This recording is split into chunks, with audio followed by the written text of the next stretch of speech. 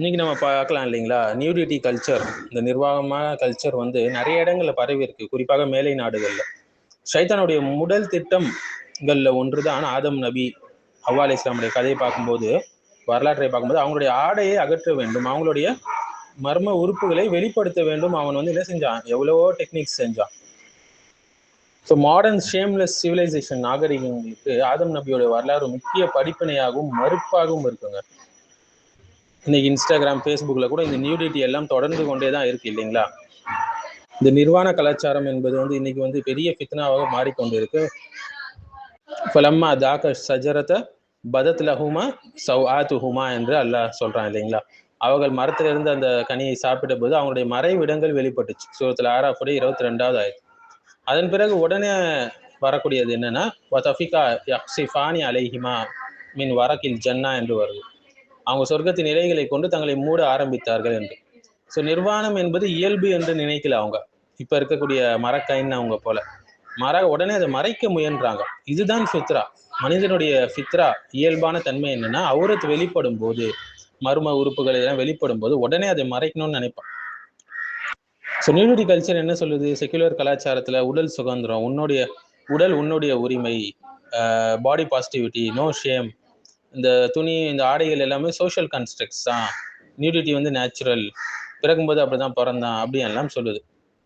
ஆனால் குரான் என்ன சொல்லுது? குரானுடைய ஆந்த்ரோபாலஜி என்ன சொல்லுது? மனிதன் வெறும் பயாலஜிக்கல் அனிமல் கிடையாது, அவன் ஒரு மிருகம் கிடையாது. அவனுக்கு ஹயா என்ற அழகான வெட்க உணர்வு கொடுக்கப்பட்டிருக்கு கடவுளால. உடலை மறைக்க வேண்டிய ஃபித்ரா உடையவனாக அவன் படைக்கப்பட்டான். இந்த ஹயா வெட்க உணர்வு என்பது மனிதனுக்குள்ளே படிக்கப்பட்ட ஒரு ஹியூமன் டிசைன், நேச்சுரலான ஹியூமன் டிசைன். ஷைத்தானுடைய திட்டம் என்ன? லியுபதிய லஹுமாமா ஊரி அன்ஹுமா மின் சவ்ஆத்திஹிமா, அவங்ககிட்ட இருந்து மறைக்கப்பட்டிருந்த அவர்களுடைய மறைவிடங்களை வெளிப்படுத்த ஷைத்தான் முயன்றான். ஷைத்தானுடைய அஜெண்டால இது மிகப்பெரிய ஒரு விஷயம். குரான் ஒருபோதும் ஃப்ரீடம்னு சொல்லலைங்க இந்த நியூடிட்டியை, நிர்வாண கலாச்சாரத்தை. ஷைத்தானுடைய திட்டம் என்றுதான் ஃப்ரேம் பண்ணுது. ஸோ உடலை வெளிப்படுத்தக்கூடிய கலாச்சாரம், மாடஸ்டை உடைக்கக்கூடிய எந்த ட்ரெண்டா இருந்தாலும் சரி, ஷேம்லெஸ்னஸ் நார்மலைசேஷன் பண்றதா இருந்தாலும் சரி, இவை குரானுடைய கண்ணாடிகளில் ஷைத்தானுடைய வழிமுறை. இன்னைக்கு ஃபேஷன் இண்டஸ்ட்ரியே அதை நம்பிதான் இருக்கு, நியூடிட்டியை நம்பிதான் இருக்கு. இன்னைக்கு இதெல்லாம் ஃபேஷனா மாறிடுச்சு. சினிமால, அட்வர்டைஸ்மெண்ட்ல, சோஷியல் மீடியாக்கள்ல பெண்களை வச்சு தான் விளம்பரமே செய்யறாங்க. ஒரு பொருளையும் இன்ஃப்ளூயன்சர் கல்ச்சர் இன்னைக்கு பார்க்கலாம். அனைத்துமே தன்னுடைய உடலை எக்ஸ்போஸ் பண்ணி தான் மானிட்டைஸ் செய்யறாங்க. குறிப்பாக இன்ஸ்டாகிராம், யூடியூப், எவ்வளவு விஷயங்கள்ல பார்க்கலாம் இல்லைங்களா. ஒரு செக்ஷுவலைஸ் மார்க்கெட்டிங் தான் நடக்குது. ஜிம் கல்ச்சர் நடக்குது. நல்லா எக்ஸ்போஸ் பண்றது, கான்ஃபிடன்ஸ் என்ற பெயர்ல இம்மாடஸ்டியை பரப்புறது. குரான் இதை முன்னாடியே மறுப்பு கொடுத்துச்சுங்க. மற்றும் ஃபெமினிசம் மற்றும் நியூடிட்டியில பார்க்கலாம். சில மாடர்ன் ஐடியாலஜில என்னுடைய உடல் என்னுடைய உரிமை என்று, லிபரேஷன் த்ரூ எக்ஸ்போஷர் என்று சொல்லுவாங்க. ஆனா குரான் என்ன சொல்லுது? எக்ஸ்போஷர் கிடையாது, மறைப்பது தான் உங்களுக்கு கண்ணியமானது, டிக்னிட்டியில இருக்குன்னு சொல்றான். யா பனி ஆதம் அகத் அன்சல்னா அலைக்கும் லிபாசன் யுவாரி சவாதிக்கும் வரீஷன், ஆதமுடைய மக்களே, உங்கள் மறைவிடங்களை மறைக்கும் ஆடைகளையும் அழகையும் உங்களுக்கு நாம் அருளினோம்னு சொல்றோம். ஸோ ஆடை அணிவது வந்து அப்ரஷன் அல்ல, அதாவது ஒடுக்குமுறை கிடையாது. அது கடவுளிடமிருந்து வந்த அருமையான ஒரு கிஃப்ட் சகோதரர்களே நமக்கு. நீங்க நிறைய நியூட் பீச்சஸ் எல்லாம் பார்க்கலாம். நிர்வாண கலாச்சாரத்துல பீச்சில் போய் இருக்கிறது, நியூட் ஆர்ட் ப்ரொடெஸ்ட் பார்க்கலாம், ஃப்ரீ த பாடி மூமெண்ட்ஸ் பார்க்கலாம். ஒரு பக்கம் பார்னோகிராஃபி, தவறான படங்கள், அது நார்மலைசேஷன்ல இருக்கு, நார்மலைஸ் பண்ணி வச்சுக்கிறாங்க. இது எல்லாமே மனிதனுக்கு உள்ள இருக்கக்கூடிய இந்த வெக்க உணர்வை கயற்றி எடியணும்னு சொல்லி சில தீய சக்திகள் வந்து சில அஜெண்டாவோடு செயல்படுறாங்க. அவங்களுடைய தலைவன் இப்லீஸ், வேற ஒன்றும் இல்லை. அதனால இஸ்லாம் வந்து இந்த வெக்க உணர்வு ஈமானுடைய முக்கிய பகுதி என்று சொல்லுது. அல் ஹயா ஷுஅபத்துன் மினல் ஈமான், வெக்கம் என்பது ஈமானுடைய கிளைகள்ல ஒன்று. சஹீஹ் முஸ்லிம்ல வரக்கூடிய ஹதீஸ். எந்த நாகரிகம் வந்து வெக்கம் இல்லாம இருக்குதோ அது முன்னேறுகின்றது என்பது சொல்வது தவறான ஒரு வாதம். குறிப்பாக இன்னைக்கு முஸ்லிம் பெண்கள் வந்து புர்கா அணிவதை நிறைய பேர் தடை செய்யக்கூடியவங்களாக இருக்கிறாங்க. அதை பிற்போக்குத்தனம் என்று சொல்றாங்க. மாறாக உடலை காட்டிக்கொண்டு சுற்றுவது அதுதான் பிற்போக்குத்தனம். இன்னைக்கு இருக்கக்கூடிய போர்னோகிராஃபி கல்ச்சர்ல பார்க்கலாம். அதற்கும் ஆதம் நபியுடைய வரலாறு மிகப்பெரிய ஒரு மறுப்பை கொடுக்குதுங்க. இன்னைக்கு பான் இண்டஸ்ட்ரி நீங்க பார்க்கலாம், மனித உடலை வந்து ஒரு கமோடிட்டி, விற்கக்கூடிய பொருளாக ஆக்கிடுச்சு. குறிப்பாக பெண்களை. இன்டிமசி என்பது வந்து கடவுள் கொடுத்த, ஆணும் பெண்ணுக்கும் கடவுள் கொடுத்த ஒரு அழகான உறவு, இதை என்டர்டெயின்மெண்டா ஆக்கிடுச்சு. மாடஸ்டி, இந்த வெட்க உணர்வை அழிப்பதற்குன்னே இந்த பான் இண்டஸ்ட்ரி இருக்கு. ஆனால் ஆதம் நபியோட கதையை பாருங்க.